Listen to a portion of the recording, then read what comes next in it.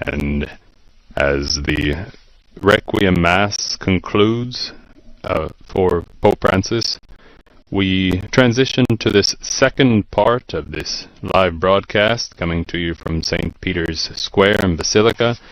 The coffin of Pope Francis will now be transferred to St. Mary Major's Basilica.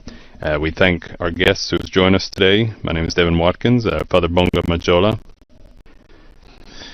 And it's been a great joy of being with you today, and thank you for having prayed with us. And we will continue then our prayer. Thank you.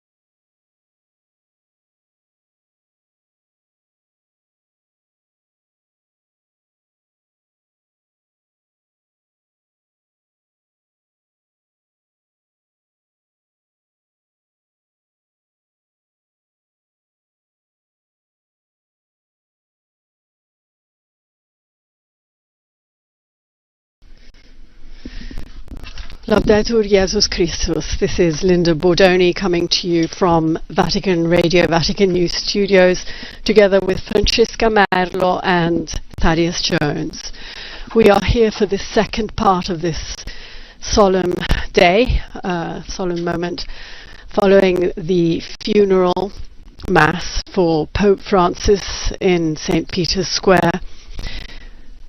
We will be accompanying you through our city, through the Eternal City, as Pope Francis's body is carried through the beloved streets of Rome to his final resting place, which is the Papal Basilica of St. Mary Major, chosen by himself to be interred in the earth, a simple pastor, in a simple tomb with the simple inscription Franciscus.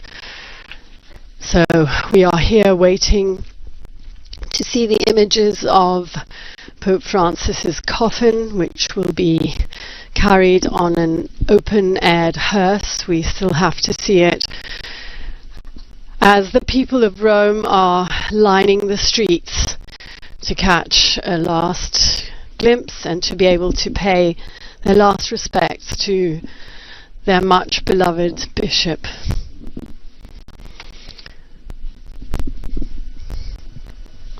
Thank you, Linda, for that introduction here. And for our television viewers, you can see the square and all the crowds there slowly leaving just before the square was totally full of people, and all the main avenue there leading into St. Peter's Square, the authorities estimated over 200,000 people were present.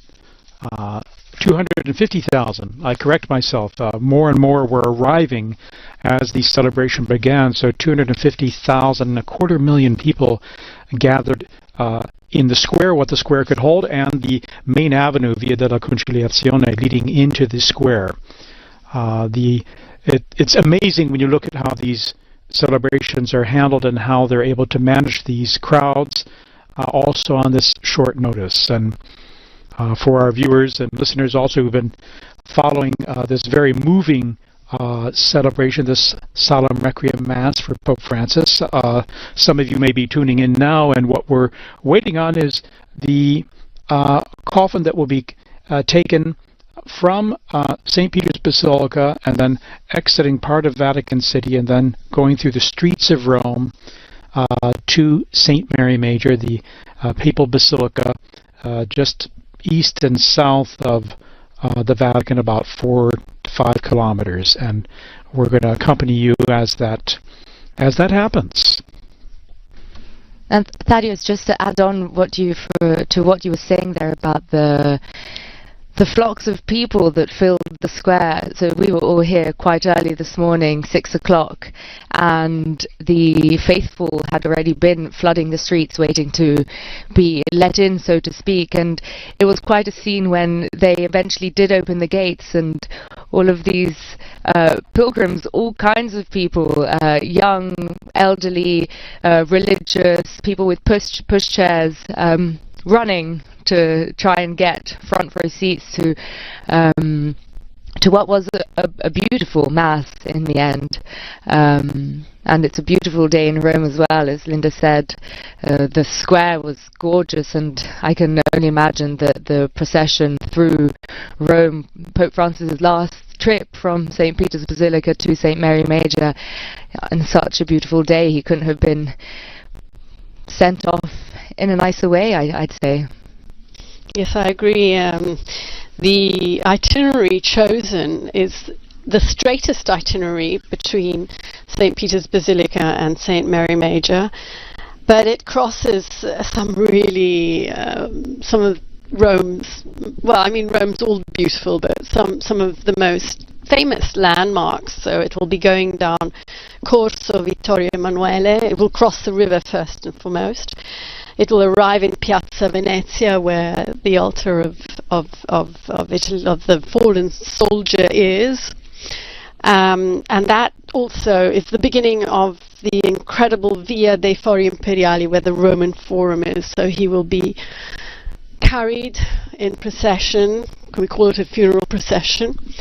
Through the tombs and through the city of ancient Rome, with the statues of Julius Caesar and the temples, and before the Colosseum. He's going to pass in front of the Colosseum, and then he's going to turn onto Via Labicana and walk up Via Merulana. It's quite a steep uphill, with St. John Lateran behind him. Finally to arrive at St. Mary Major, which hosts, as we all know, the famous icon Salus Populi Romani, the patron saint of Romans, and the Virgin who Pope Francis himself was so beloved. It was his beloved icon. So not only is he moving to rest by his beloved icon, as you described it, but the way in which he's reaching it, he's passing almost through the 3 papal basilicas. It's quite a homage, I'd say. No, you're right. There are 4 papal basilicas. The other one is St. Paul's outside the walls, which is off the route. But yes, you're right. St. Peter's, very close to St. John Lateran, which is the Bishop of Rome's Basilica, and finally St. Mary Major. And of course, St. John Lateran, they're the Cathedral of Rome. It's actually the Cathedral Basilica of the Diocese of Rome as well, and all in that area. The images we're seeing here now, many of the diplomatic corps and world leaders would have exited through that area there, or are going to leave from this area, which is Piazza Santa Marta, just behind the Basilica there. So we're seeing some of that live as they exit the Basilica. And throughout this morning, we've had stunning photography. I think it's definitely a novelty of having some of the drone photography we've seen. Just these stunning images of this very moving and powerful celebration, this wonderful tribute, as well as the Basilica itself, the square itself, the images, the particularly poignant moments during this, the liturgy, the Requiem Mass, have been captured with this stunning photography. And then our television viewers can see as well, this weather is absolutely perfect. It couldn't be a better day, very comfortable temperatures, strong sunshine, and just very light winds. And it's always powerful seeing the coffin in the square and then the pages of the gospel there kind of patiently changing in the wind there. Those are very strong or powerful symbolic moments there that we all lived, as well as the tribute from the Eastern churches at the end of the funeral when they paid their tribute to Pope Francis in the languages and chants of their own traditions, part of the hugely diverse Catholic and Eastern traditions and Christian traditions around the world represented there in this way. We can see here. We saw Jews, we saw Sikhs, we saw Sheiks, we saw indeed interreligious representation. The Indian indigenous Littlefoot, I think his name Little is. Chief, I think. From Canada? Yes. From Canada. We saw many heads of state. We saw, of course, the College of Cardinals almost complete, although I think there are some cardinals who still have to arrive in Rome for this coming week, which will see them gathering in general congregations during this time of sede vacante. They will be discussing the days to come, the date of the conclave, and of course they will be administering to the Holy See as the sede vacante tells us. It is a vacancy and they are governing the Vatican at this time. Yes, as you mentioned, Linda, too, the interreligious representation was particularly was amazing in terms of the numbers and the various representatives and paying tribute to Pope Francis, who was wonderful in uniting and in building bridges of friendship. The term also used often fraternity, as with his encyclical Fratelli Tutti, building bridges across religious and cultural expanses to share in our common humanity, our shared values. And they will remember that in a special way, and for that reason we're present for this send-off of Pope Francis. Even with this funeral mass and with his request to be buried at St. Mary Major, that is what he's doing. He's being close to the people, and it is not a coincidence that he's been dubbed the Pope of the peripheries. And for those of you who are following, you can see that the Pope's coffin is now departing Casa Santa Marta, his home for the last 12 years, and leaving the Vatican, and the procession to St. Mary Major is beginning. Yes, it's almost like a Pope-mobile, open, white. It's actually a hearse, I think we can call it correctly, a hearse.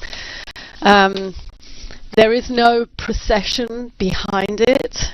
We've been told that the indications are that it will drive at about 10 kilometers per hour, so it should take about half an hour to reach St. Mary Major. perhaps for security reasons, people have been asked not to walk behind it, but they will definitely be lining the streets. And we've seen some of the images of the entirety of the route that you described earlier.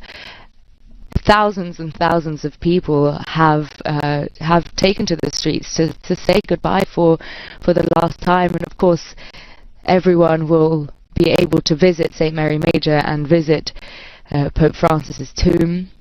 But this really is,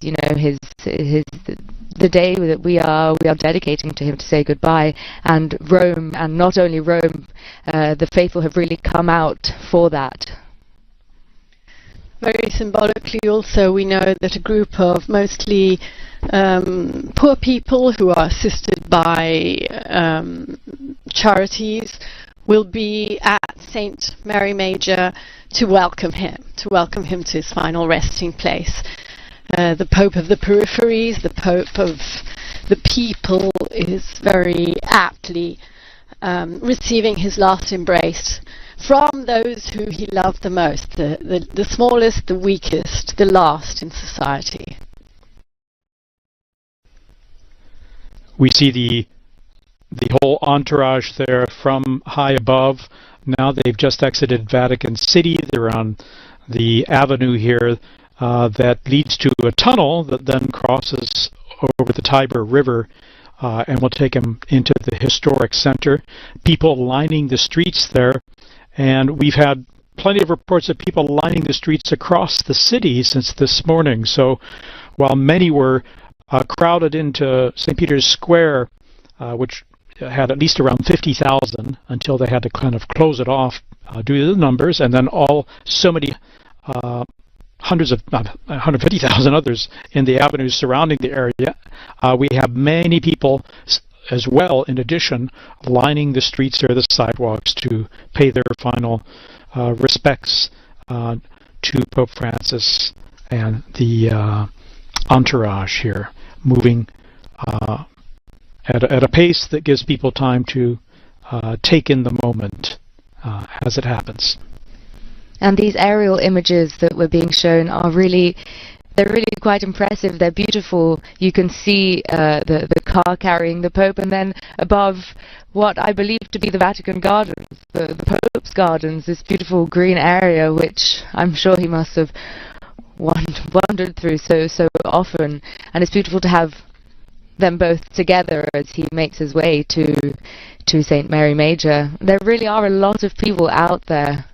You can hear the applause as he makes his way down. You were saying, Francesca, the Vatican Gardens, which he probably walked. I thought it very beautiful that in the Vragito, the last act, which they placed in his coffin, there was a summary of his life and of who he was and of his pontificate. And in particular, he was described as a simple and popular pastor in his archdiocese in Argentina, who travelled far and wide by metro and by bus, living in a flat, preparing his own food because he felt like a normal person. And I think he made everyone he met feel like he was a normal person, and that they were meeting a normal person, and the Pope of the peripheries. That's really what he was, and especially talking about his traveling, and he really traveled the world. His penultimate trip, which Linda, you were on, and he really went to the other side, the forgotten side of the world. Absolutely. I must say I've had the privilege to be on 2 faraway trips. One was the one you're just mentioning that took us to Indonesia, Timor-Leste, Papua New Guinea, and Singapore, but even the year before to Mongolia to visit the smallest Catholic flock in the world, 1,500 Catholics of the entire Mongolian population. So yes, he travelled into the peripheries of the city, going to visit prisoners, going to visit elderly people, poor people, always welcoming refugees, but he'd also travel across the world to the remotest and furthest away places from the Vatican, obviously, that is. And people always came out in floods to welcome him. I'll never forget landing in Timor-Leste, which is a tiny and new country, and the half of the entire population, 750,000 people, came to the Mass. Floods of people just there to welcome him. Very moving. And they're countries that are so far off the grid, we barely even hear of them. And another gesture that was one of his final gestures was he visited the prison. He went to Regina Coeli, I believe, which is a prison in the Trastevere area of Rome, not too far from the Vatican. And it's a symbolic gesture that he does every year at Easter, and of course with him having been unwell, we weren't sure whether he would have done, and the fact that he did meant so much to prisoners worldwide, but all marginalized people. And I think the Pope himself said, you know, it could have been me. It could have been anyone in your position, and that awareness that he had and that he transmitted to the people who were suffering the most, I think is one of the greatest legacies that he could be leaving behind. And it's really fitting that the people who will welcome him and say their goodbye at St. Mary Major are, as you've mentioned, the people who've suffered, the homeless, migrants, people who are marginalized. So people who've met him before as well.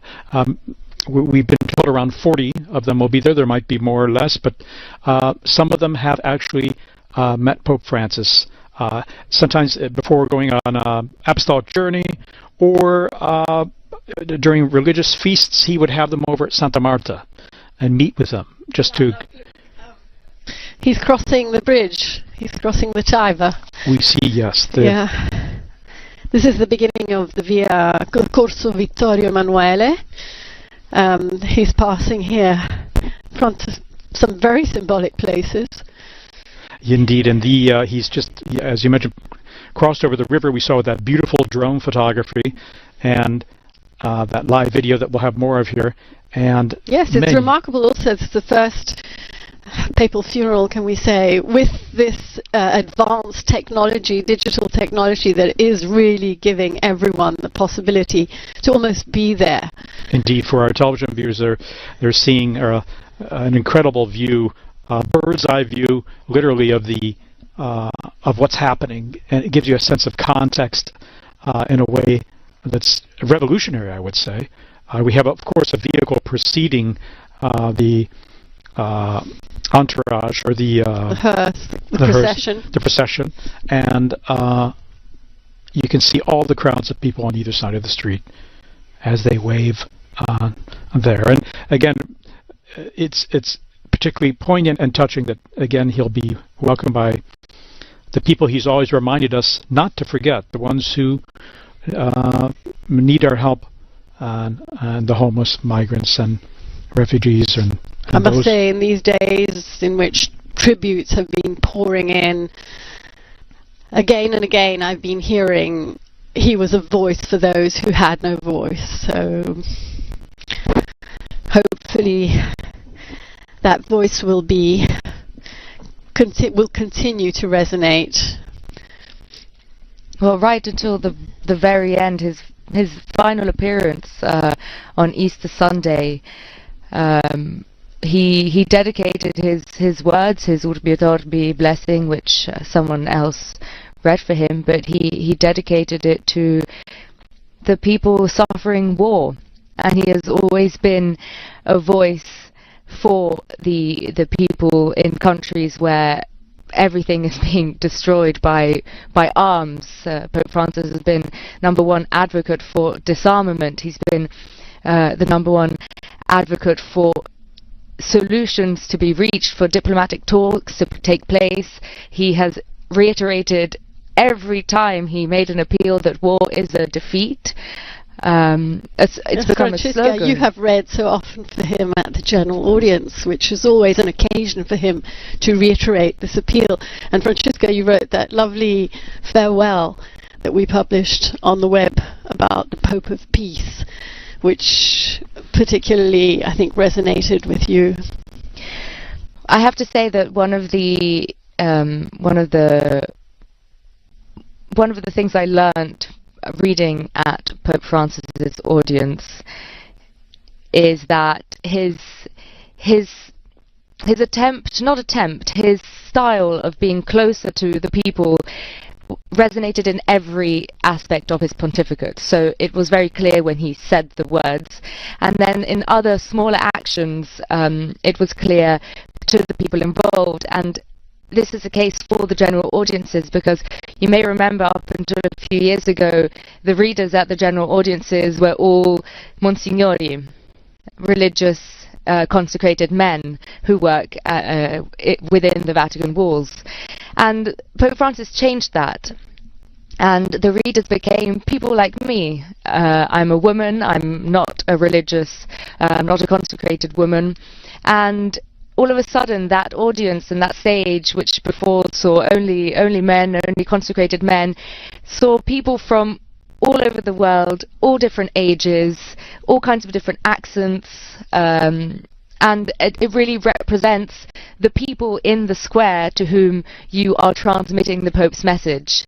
And I can only imagine that being one of the faithful in St. Peter's Square, which I have been on numerous occasions, even for audiences when other people are reading, it really builds that bridge. And that's just a very small gesture that people may not perhaps have even noticed, but to be involved and to be asked to participate in something like that, I mean, it's been a real honor reading for him at audiences.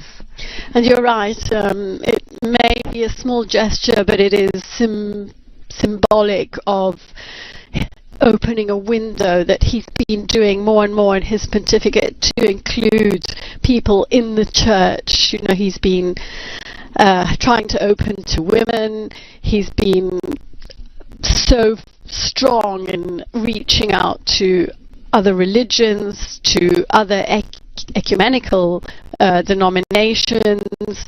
I'd say perhaps this way of inclusion culminated in his call for the Synod on synodality, which is a process that is destined and that he has wanted to continue, which is asking the Church to include everyone, to listen to everyone. And Linda, we just passed through Largo Argentina, which is literally right in the center of the Eternal City of Rome, of historic Rome, as he continues on, heading close now, coming up on Piazza Venezia. And all the crowds, incredible, lining both sides of the street.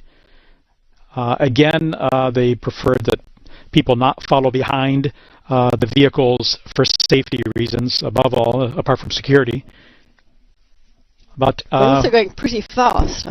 Yeah, they're moving a little faster, but people are getting a good view of all. And just wanted to mention, you're mentioning the Pope appeals for peace. That drew a lot of applause during the Mass, the Requiem Mass, when Cardinal Ray spoke about that, saying how much the Pope has appealed for peace, worked for peace, appealed to the consciences of all people to do their utmost to bring peace in our world. And that brought rounds of applause from the crowds in the square.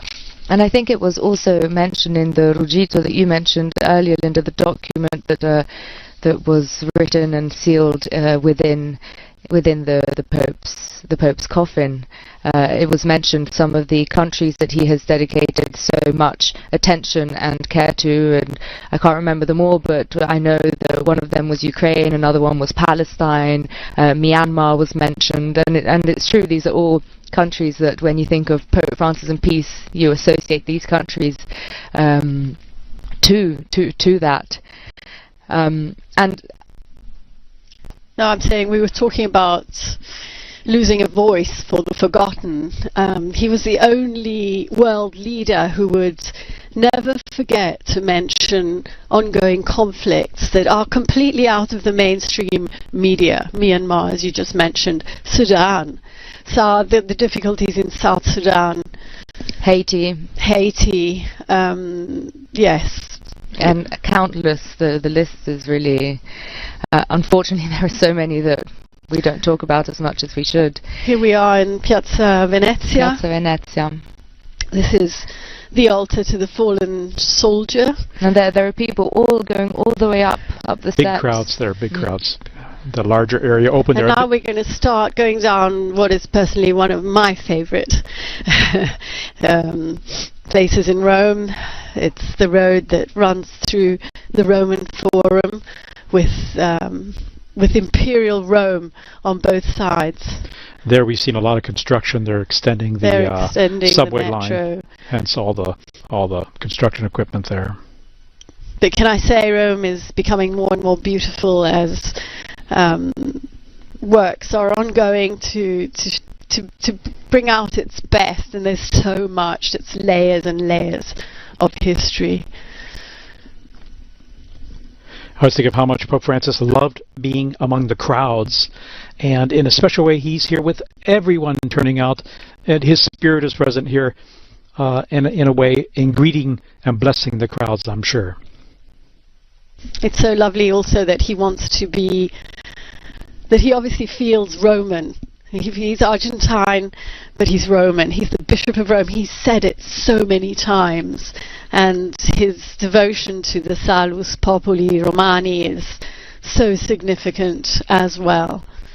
Even his parish visits that he would make on occasion, he would go to the most remote parishes, the ones really on the outskirts of the city.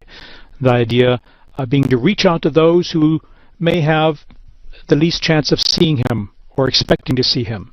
That was his style. And he'd go without a prepared text to engage in real conversation.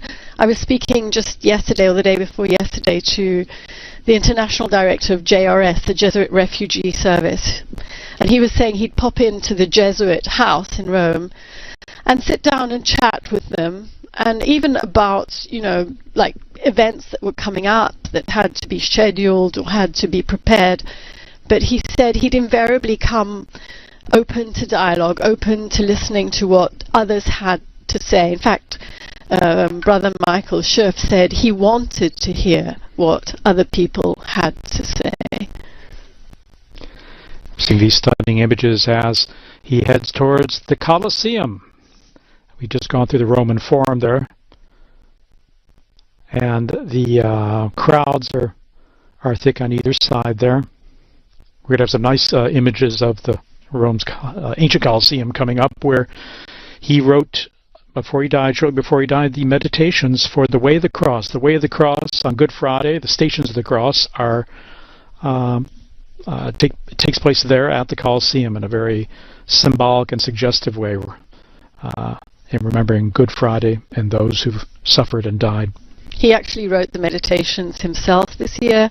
Very often they are written by groups of people, like symbolically, like by widows or war veterans or refugees. This year he wrote them, and he dedicated this year's meditations to the need for just economy, for the need to bring global justice to every person, every human being in the world, as we are called to recognize the inherent dignity of all.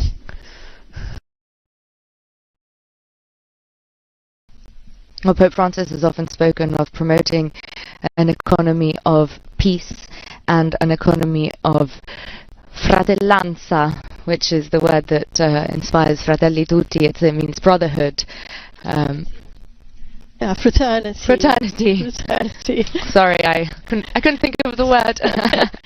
An economy of fraternity, and it is bringing together a lot of the things that we've spoken about. It's bringing together the poor and the marginalized and the people suffering on the other side of the world, in our case, us being here in the Vatican, who are suffering war, and often they're countries who are suffering economically, and it's calling to action and to responsibility the countries that can help. Exactly. Denouncing the great divide that there is between the rich and the poor. How often has he said all the food that gets thrown away by affluent societies would be more than enough to feed the millions and millions of hungry people in the world. And here we have a view of the Colosseum as he goes up via La Bicana.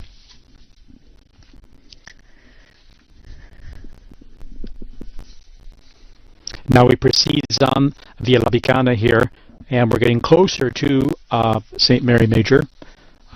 There's the main road that goes between the Cathedral of Rome, St. John Lateran, and Santa Maria Maggiore, St. Mary Major. He'll be coming up on that via Merulana there. And here, so we're probably about 2/3 of the way there, I would say. And again, Pope Francis wished to be buried at the Basilica of St. Mary Major, and he wished to be buried next to the Salus Populi Romani icon of Mary, who is remembered and venerated by Romans as the Romans survived a plague centuries ago, and it's a special icon, a special place that people go to pray, and Pope Francis throughout his pontificate has gone there to pray, to give thanks, to ask for prayers for his ministry. So he's been very dedicated to Our Lady, and in particular this icon there in the Basilica, and he will be buried next to that chapel where the icon is located. He wished to be buried next to it and not inside it, where there was a possibility, saying, no, I wish that people, when they go to pay homage to that icon, that they see only that, and they don't go there to go see a pope. So for that reason, he wished to be buried next to it in a space that is just perfect and appropriate, a simple space where we'll be seeing shortly where it will happen. We take it for granted that most popes are buried in the Vatican, and I think most of them are. I think there are about 90 popes in the Vatican grottos. But it's actually not uncommon for a pope to ask to be buried outside the grottos. But the last pope to be buried at St. Mary Major was Clement VI, who was laid to rest there in the 17th century. Other popes are buried in St. John Lateran, and even in places outside Rome.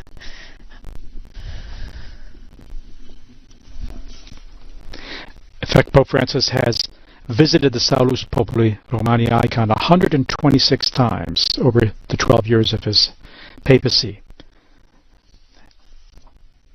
He entrusted every journey to her, every single apostolic journey he went on. And I also remember a very poignant moment of his pontificate, which was during the COVID-19 pandemic.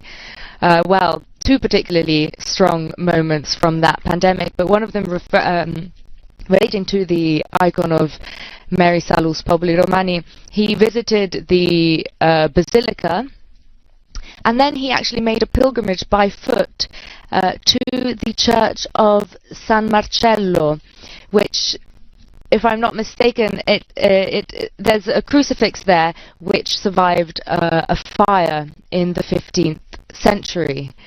And that was a particularly poignant moment because there was this empty Rome, and Pope Francis was walking down Via del Corso, which, for those of you who don't know, Rome is the biggest, most important street, I'd say, of Rome, which leads from Piazza Venezia, which the Pope's funeral procession has just passed through now, up to Piazza del Popolo. And just these images of Pope Francis walking down this empty street, and obviously to bring his closeness once again to the people suffering all across the world. And there was another moment like that, which was the Statio Orbi, which I'm sure you both remember. We do. We remember. I think you were in the square that night. I was in the One square. Of the very few people. Yes, because the radio where we work has to be open every day and I was actually working that day, and I remember when the building was closing at the end of the day. It must have been about 5 o'clock. Pope Francis was just about to go out in the square, and Rome was empty in that case as well, and I made my way up Via della Conciliazione to the square, and I just remember it was raining. He had that crucifix of San Marcello with him in the square. Yes, he did. See, it all comes together. It seems like such a long time ago. It really does. And our television viewers here can see we're back in the sunshine there. We were just around the Via Merulana. We went through, it's a tree-lined avenue, very pretty. And again, crowds on either side. And as the street and sidewalk area opens up, more and more people are packed in there too.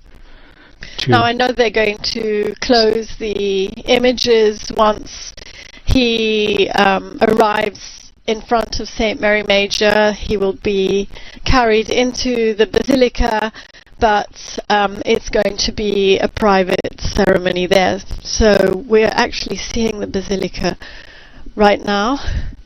He's almost there. Is very close, very close. Oh, here he comes here. now. Here he is. The images are being shown from the Basilica, and he's arrived.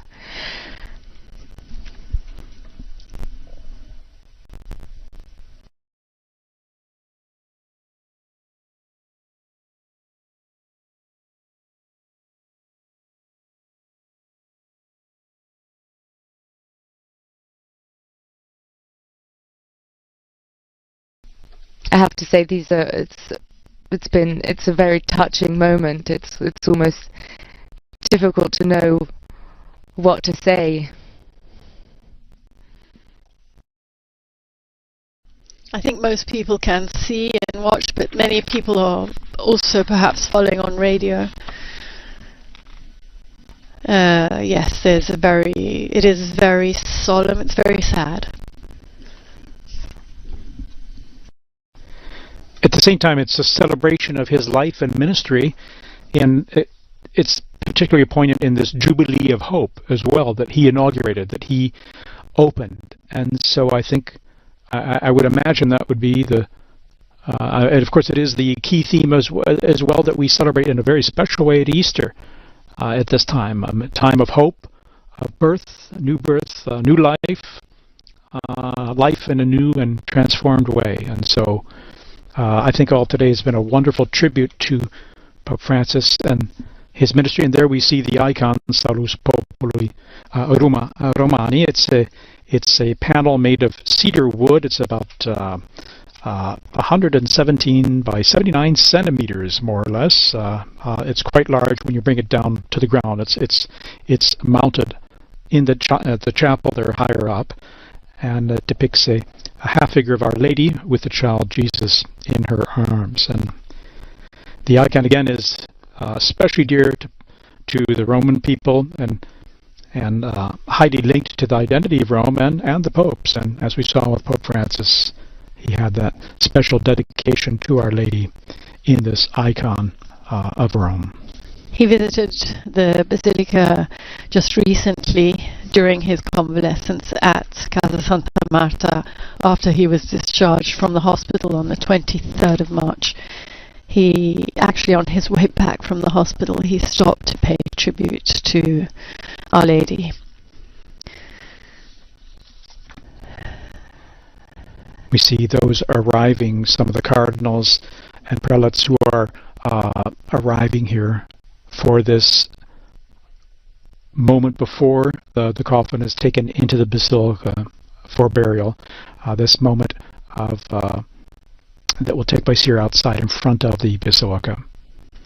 The Cardinal Camerlengo, Kevin Farrell, will again preside inside the basilica at the final rite of interment, together obviously with other cardinals and prelates.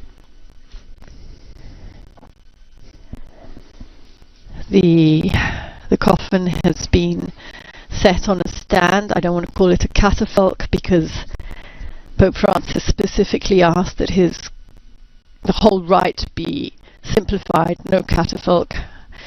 So it's on a stand, about to be carried inside this beautiful, beautiful basilica.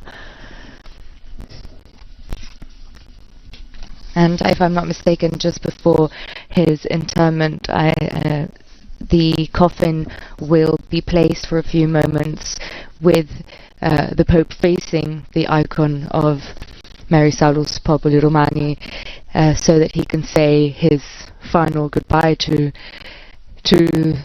the Mary to whom he has entrusted himself and the world to so many times.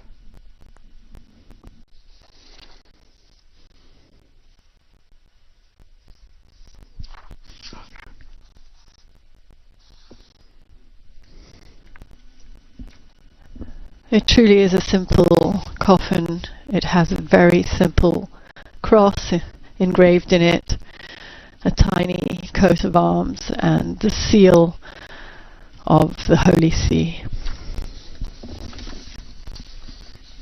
I think it's being shown to the crowd, who, as you can hear, have applauded, and it's our final goodbye now. Yep. Before it's taken in procession into the basilica.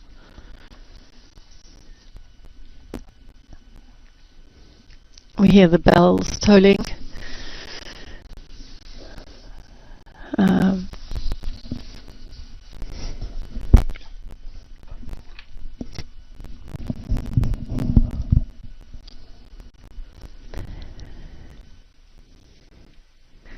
The Swiss Guards leading the procession. Always present for the Pope's protection in every moment.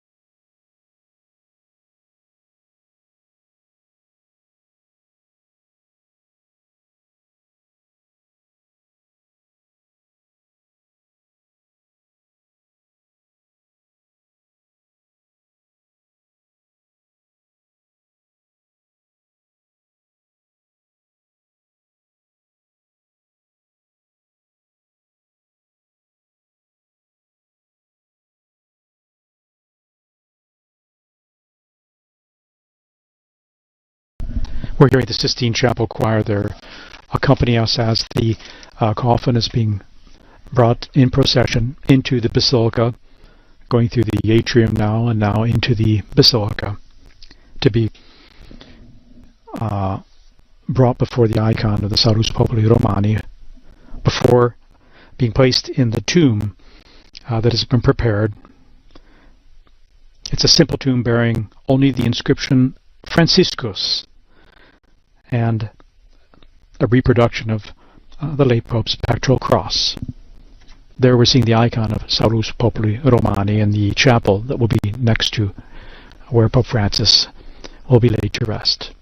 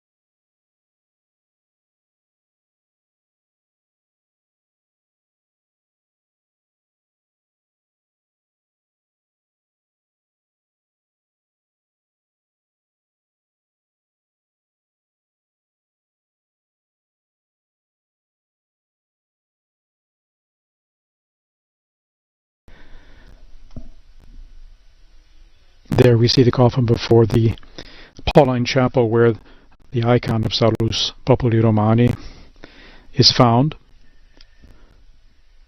And we have some children who are bringing a homage to the altar there, above which is the icon of Mary.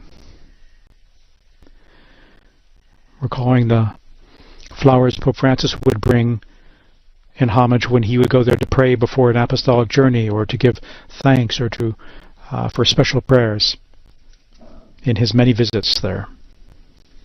I think these must be roses that people have brought, because they were single roses, white roses on long stems, and people probably brought those to lay on his coffin or close to him. I think there was a group of people holding them outside the basilica when the coffin was being brought up, and now he's. As you said, he is saluting Our Lady and thanking her, I'm sure.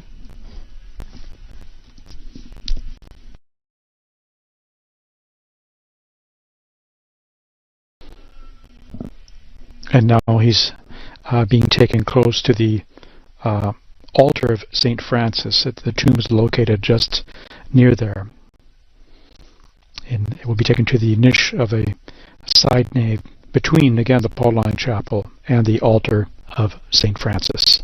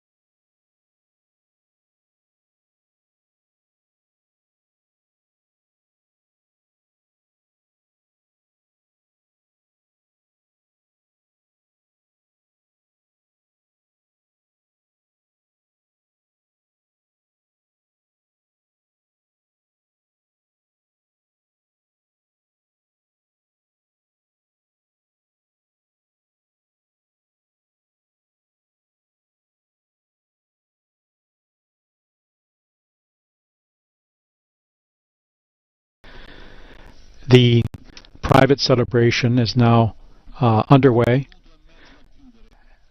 in the Basilica, and as it is private at this moment, we're going to conclude our broadcast here, and we'd like to thank you all for joining us, and all of us paying tribute to our dear Pope Francis. That is shown signing off here. Yes, we do conclude this live broadcast here. Of course, please visit the Vatican News website, Facebook, Instagram, X, and YouTube accounts for coverage of all of these events. Thank you so much, Thaddeus and Francesca, for bringing your witness and your voice. And thank you also to our technicians, our audio coordinator, and to all our media partners, TV and radio, who have made this broadcast possible, and to all of you for joining in. Laudetur Jesus Christus. Praised be to Jesus Christ.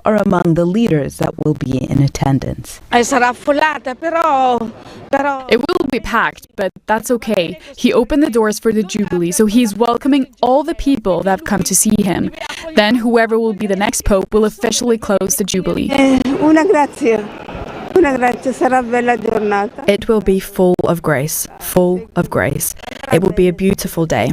It will all go well, because when a person is good, things go well, with grace. This Pope is another John Paul II. He drew more young people, while this Pope, the poor, the most humble. And once the funeral mass has finished, Pope Francis's coffin will be taken in procession to St. Mary Major, where he will be buried. The Vatican has announced that people will be able to visit the tomb in the Basilica from Sunday morning. That evening, cardinals will visit the Basilica, entering through the Holy Door to visit the Salus Populi Romani icon, dear to Pope Francis, and pray Vespers together, according to the Cardinal Rolandis Macricas, the coadjutor archpriest of the Basilica. In an interview with EWTN, Cardinal Timothy Dolan, Archbishop of New York and voting cardinal in the conclave, emphasized that what the Church needs right now is trust in God's care for his people. Whenever we lose somebody, we're invited to make an act of trust. As Jesus said to Martha, do you believe? And so the church is being invited to make an act of trust. Jesus, I trust in thee. We got Divine Mercy Sunday coming up. Jesus, I trust in thee. We'll miss Francis. We wonder who can take his place. Lord, you're the one in charge, okay? The Pope's only kind of your deputy here on earth. So Jesus, we trust in thee. You've never let us down before. You ain't about to now. In Rome, Valentina Di Donato, EWTN News Nightly.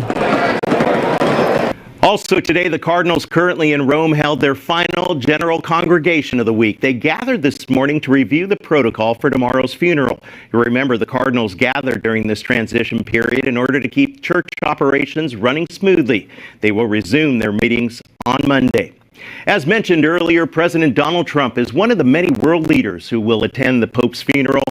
He said that he wants to pay his respects. White House correspondent Owen Jensen was able to speak to the president about the Pope. How will you and the First Lady remember Pope Francis, sir? How will you and the First Lady? Very well. Good man. He loved the world, actually, and he was just a good man. I met him twice. I thought he was a fantastic kind of a guy. President Trump will return to the United States after the funeral tomorrow. And several U.S. lawmakers are making the trip to Rome as well. Catholic Senator Eric Schmidt of Missouri is leading a bipartisan delegation with Senators Mike Rounds, Dick Durbin, and Susan Collins. House Majority Leader Steve Scalise, the highest-ranking Catholic in the House, is leading a bipartisan delegation of his own. In a statement, the Republican from Louisiana said in part, quote, "The Holy Father humbly devoted his life in service to the Church, and he was dedicated to spreading the gospel of the Lord to the world. I'm honored to represent the House in paying our respects and praying for the soul of Pope Francis."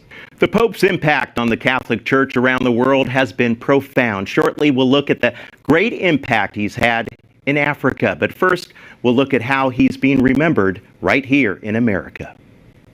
We are joined with the Archbishop Paul Coakley, the Archbishop of Oklahoma City. Your Excellency, I just want to say thank you so much for joining us. First, I want to get your reaction to the passing of Pope Francis. And online, you shared a moving photo of both of you laughing. That was the first time I met Pope Francis. He was newly installed as our Holy Father, and it was my first visit. It was during a general audience, and they presented me to him, or I was presented to him, and I was a little self-conscious, knowing that he didn't speak English very well, or at least that was the reputation. So I was practicing my my best Spanish, and I had it all rehearsed in my mind what I would say when I stood in his presence. So I said, Holy Father, my name is Paul Coakley. I'm the Archbishop of Oklahoma City, and I want to offer you the prayers and greetings of the people of Oklahoma. And he looked at me, and his face brightened, and a big smile on his face. He said, "Oh, you speak Spanish?" And he said, "I'm looking for somebody for Madrid." Oh, my goodness. So we both I don't know if he was making fun of my poor Spanish, but we both had a big laugh out of it. I mean, literally a belly laugh. It was a charming moment, and the photographers were there to capture the moment. So yeah, precious memory. How wonderful is that? And I tell you, Pope Francis recognized Blessed Stanley Rother as a martyr in 2016, the American Catholic priest from Oklahoma who was murdered in Guatemala. That's right.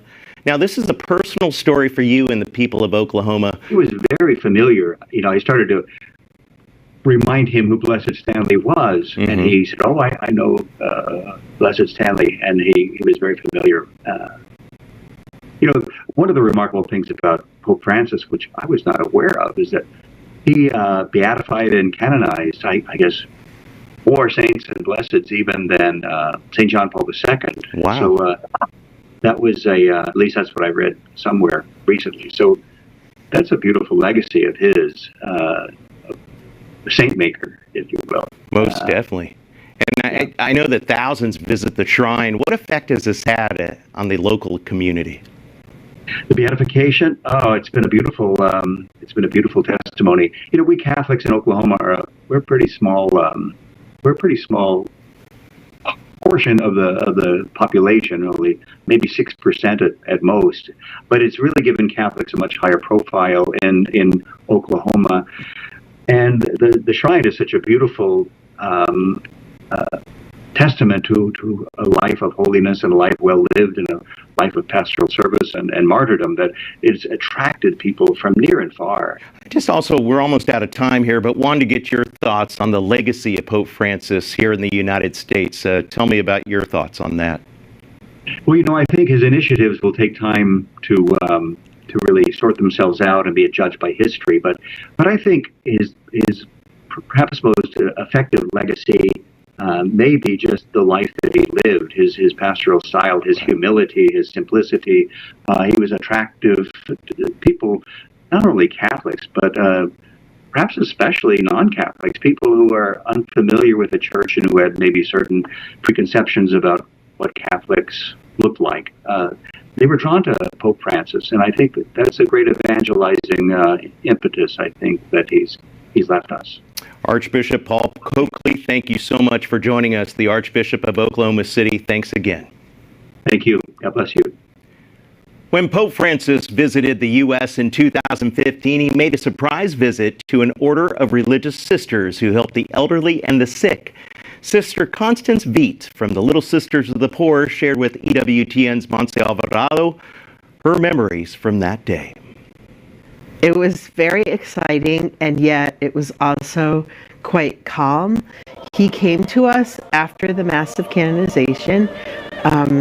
We had to stay home and watch the Mass on TV so that we would be in place when he came. So he arrived, and the whole meeting took place with just the sisters. He requested to see us by ourselves in the back half of our chapel. He went around and greeted each sister individually, and so we could say whatever we wanted to him. And I had rehearsed all afternoon. We only knew that morning that he was coming, but I rehearsed because I wanted to thank him for the attention that he gives to the elderly. And so that's what I said to him. So he looked me right in the eye, and I talked to him for maybe a minute, and then he moved on to the next person, and he went all around a circle. We were about 40 sisters, all in a circle. He spent extra time with our two elder sisters, one of whom had dementia and was no longer verbal, but he leaned over and gave her a special blessing. The other one was a centenarian from Colombia. So they spoke in Spanish, and I'm not sure what they said because I don't speak Spanish, but they seemed to be enjoying one another's company. And then he encouraged us in our ministry, saying how important the ministry with elders is. And then we said a Hail Mary together. And then it was over before we knew it. But it wasn't like once he got inside of our chapel, it wasn't rushed. He was very calm, and he looked at each person and took his time with each person. So I would say the whole thing was over in 20 minutes, but it was just a great encouragement for us. About a fifth of the global Catholic population is in Africa. The Vatican says that over the past year, 7 million Africans have converted to Catholicism, and Pope Francis did a great deal to raise the profile of that part of the world.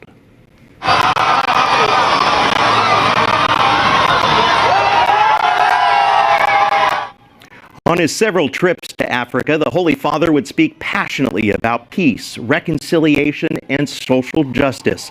He would often highlight the resilience of the African people. Pope Francis paid a great deal of attention to the nation of South Sudan, including an extraordinary moment in 2019 when he knelt and kissed the feet of the nation's president as well as his political rival. We're joined with Father Don Bosco. Thank you so much for joining us. What would you say has been the Pope's impact on Africa? Thank you for having me. Pope Francis has had a very significant impact on Africa since he started his papacy in 2013. He has shown that he had the best interests of Africans at heart. That he came on the continent and was able to visit 10 African countries out of the 68 that he visited across the globe outside Italy. And while on the continent, he was able to say things that resonated very well with the ordinary people.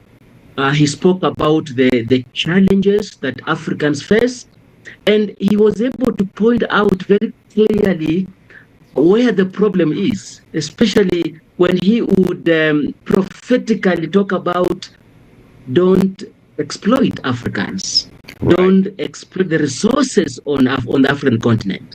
So cautioning the foreign society, but also showing that he has the best interests of Africans at heart. Yeah, let's talk a little bit about the Pope's visit to the continent. As we mentioned, in 2019, the Pope knelt down and kissed the feet of South Sudan's rival leaders. How symbolic was that moment? That was one of the greatest extraordinary gestures that he showed to Africans. You know, in his frailty, going on his knees and kissing the feet of the president of South Sudan, his vice president, who is his rival, and other political leaders, and eventually making a point to visit the country and meeting the people there.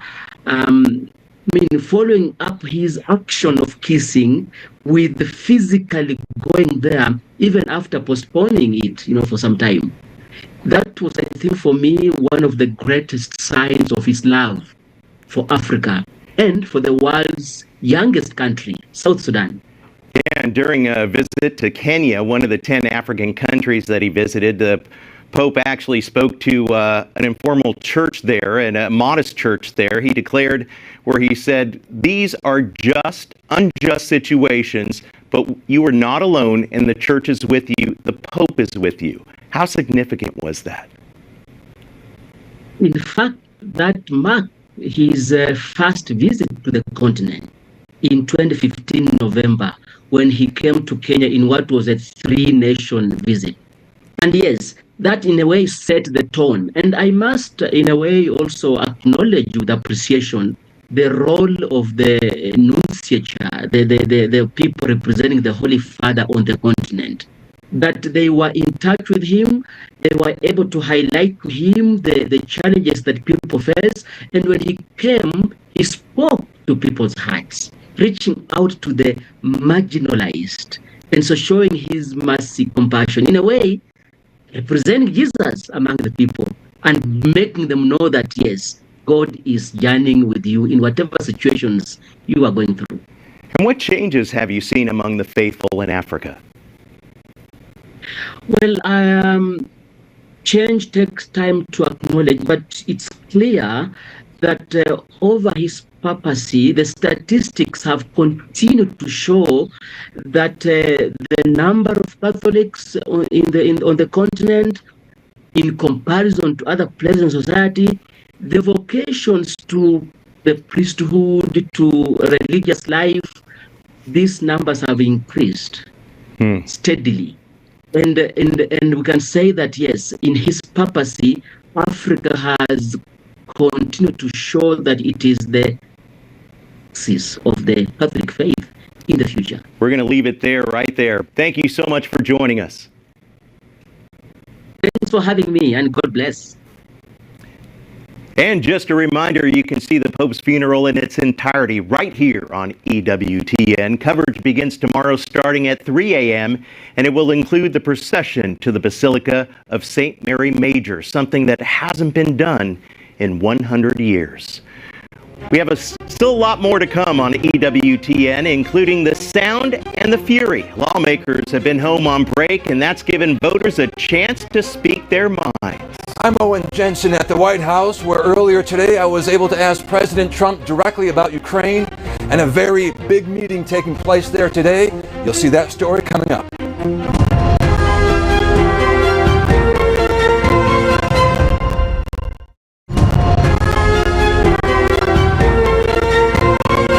Welcome back. President Donald Trump considers another concession with the Kremlin as he tries to end the war in Ukraine. The president says the region of Crimea will stay with Russia.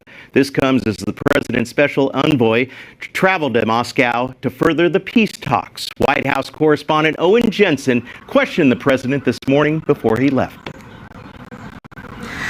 Eric, President Trump had a lot to say when he answered my question. He made it clear he wants to save lives and end that war.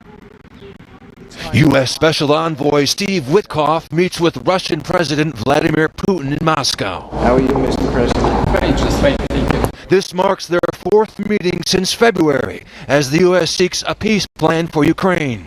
I asked President Donald Trump for an update on the high-profile diplomatic mission. The Witkoff-Putin meeting. Any updates on the Witkoff-Putin meeting, sir? The meeting right now. What do you hope to see transpire? They're meeting with Putin right now as we speak, and we have a lot of things going on. And I think in the end we're going to end up with a lot of good deals, including tariff deals and trade deals. We're going to make our country rich, but we're going to try and get out of war so that we can save 5,000 people a week. And that's what my aim is. I want to save 5,000 young men. They happen to be mostly Ukrainian, Russian. 5,000 young Ukrainian and Russian men, and that's a big honor if I can do it. I think we're pretty close. My question to President Trump comes after Russia launched another round of fiery attacks against Ukraine. This was the most terrifying night I have experienced. A member of the Ukrainian parliament witnessed Thursday's attack against Kyiv. She's concerned if the U.S. lifts sanctions against Russia, then Russia could build up its military and attack again. As a mother, there is one thing I'm scared more than living through this terror right now.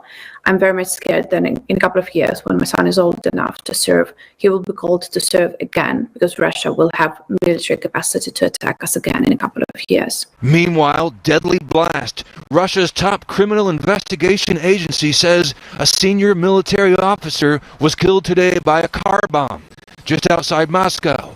The second attack on a top Russian military officer in 4 months. Some European leaders accuse Putin of dragging his feet in the negotiations, and President Trump today urging Ukraine's Volodymyr Zelensky to immediately sign the papers on that rare earths deal. At the White House, Owen Jensen, EWTN News Nightly. Thank you so much, Owen.